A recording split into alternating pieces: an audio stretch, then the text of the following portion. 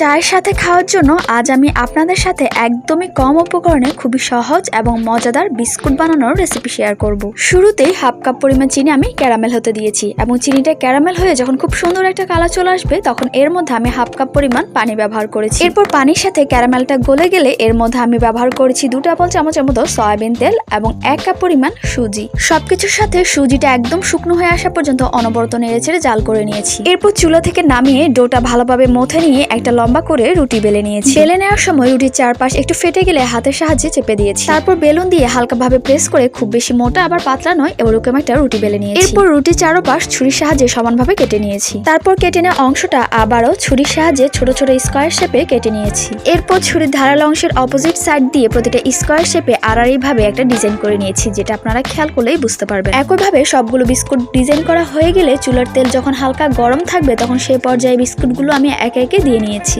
বিস্কুটগুলোর এক পাশ brown colour হয়ে গেলে অপর পাশে উল্টে দিয়েছি এবং এক পর্যায়ে যখন বিস্কুটগুলোর মধ্যে খুব সুন্দর একটা কালার চলে আসবে তখন আমি চুলা থেকে নামিয়ে নিয়েছি। চায়ের আড্ডা জমাতে এই বিস্কুটগুলো একদমই পারফেক্ট। বিশেষ করে দুধ চায়ের সাথে এই বিস্কুটগুলো খেতে খুবই দারুণ লাগে। আর এই বিস্কুটগুলো কিন্তু কয়েকদিন পর্যন্ত স্টোর করেও রাখা যায়। তো আজকের ভিডিওর সমাপ্তি এখানে। সবাই ভালো থাকবেন এবং সুস্থ থাকবেন। আল্লাহ হাফেজ।